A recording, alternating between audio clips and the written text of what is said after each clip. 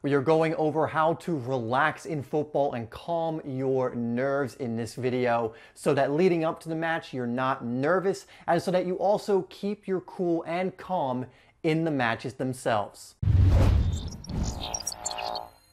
Hey, what's up guys? It's Dave here from Simplysoccer. We're helping you to improve your game and stand out on the pitch. And on this channel, we release daily soccer tip, technique, and training videos, all designed to help you do that. So make sure you consider subscribing to the channel and hitting that bell icon so you don't miss any new videos or anything else that we do. Now, this is actually a follow-up video to a video I've already made with a very similar title, but I'm adding some new stuff to this video while also giving you a refresher from what's going on in that video, since I have a lot of new subscribers now and people who probably haven't viewed it in a while. Now, if you want to see that first video, I will link it in the description, but we are going to be going over some new stuff that I've been looking at and some new stuff I've been trying to help you just remain more calm in those pressure situations. So let's start with one I did mention in the last one, which is overthinking. Now, this is probably one of the main things that trips up players in the moment, is they overthink what they have to do in the moment. What you want to do is make your decision and stick with it and trust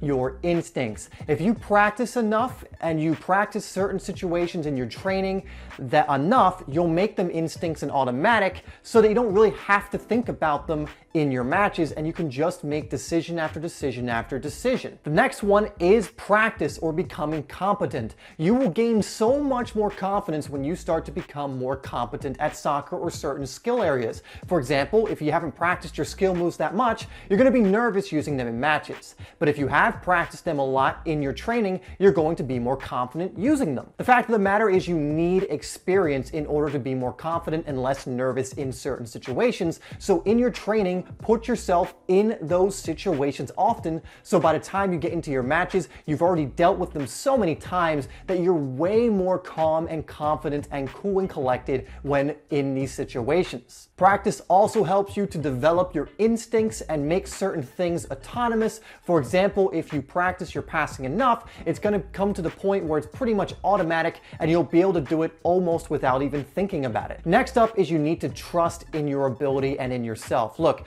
you put in all those hours of practicing now. Now is not the time to go against what you've been training for. Now is not the time to question yourself and question all that work you put in. You practiced for a reason. You practiced exactly for what you're doing right now in the match. So trust your instincts that you've developed through practice in the games. If you start fighting your instincts and you start fighting your intuition and you start fighting what you want to do in those moments because you practiced those moments, then of course you're going to get nervous. But if you listen to those instincts and you listen to those things that you've developed through training so much, you'll find that you're going to become way less nervous actually performing in matches. Next is to play to your strengths. Now, we just spoke about how when you have practiced something so much, if you go against that in matches, you're going to get nervous. And this includes if you start playing to your weaknesses. Look, you should be working on your weaknesses, but not in matches.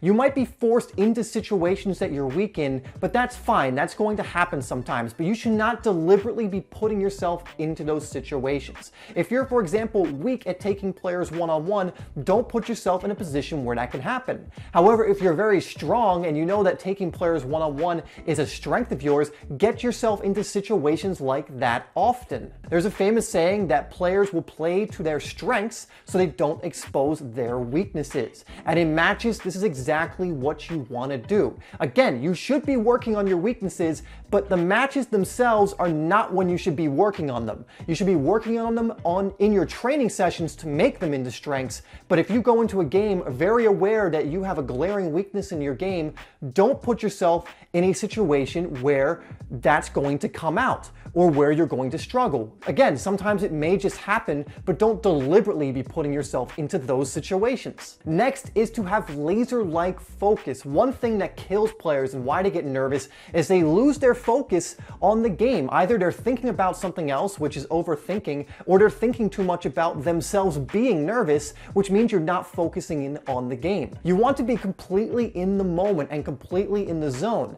And the longer you stay in the moment and the longer you maintain this focus, you'll get into what's called a flow state, where you will be acting almost solely off instinct in the moment. You'll be in this flow and you'll be playing playing so well because of it. To get into flow, you need to be focused and you need to be in the moment. So if you find yourself distracted while in a match, concentrate on getting yourself back in that moment, right into the present, and take it from there. Next one is really important because this is something that can actually take you out of the moment, and that's making a mistake. So if you do make a mistake, you need to bounce back immediately and move on. I see this happening all the time where a player might be having a pretty good game, they'll make a mistake, they'll get so upset at themselves that they ruin their focus and they stop having a good game, and from that point on they're nervous every time they get the ball. Bounce back from your mistakes right away, and you can analyze your mistakes after the match, but in the moment, bounce back right away. This is important because I find, again, players will make a mistake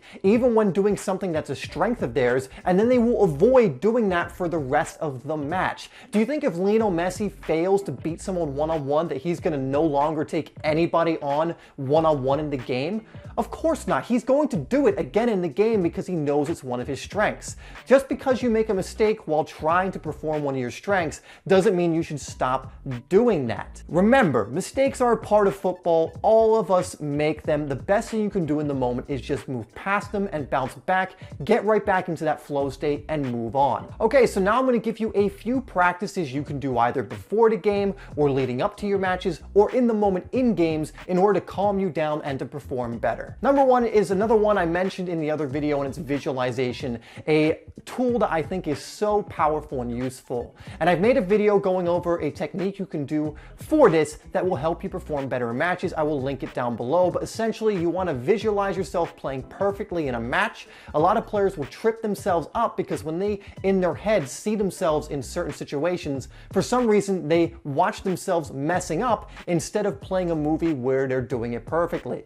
I go over how you can start moving towards watching yourself doing it perfectly in your head instead of the negative, not seeing yourself do it so well, in that video I linked down below. Next, it's a very simple one, but it's amazing how much we forget to breathe when we're nervous. When you're nervous, your breath is usually shallow, your heart rate is usually up, and if you would just take a moment to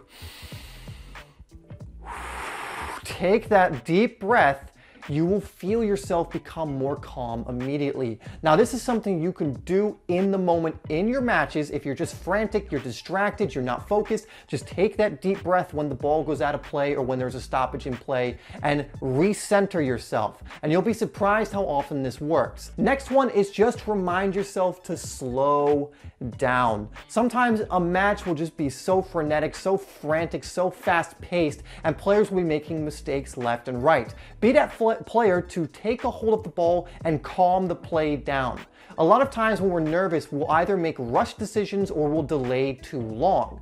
In my case, or in most players' cases, I found they rush decisions because they're afraid of losing the ball. Relax and calm down. If you find this happening where everything is so chaotic around you, slow the play down, retain possession, get your team's confidence back up by keeping hold of the ball and go from there. Finally, before matches, make sure you are relaxing. Do not get worked up about your matches.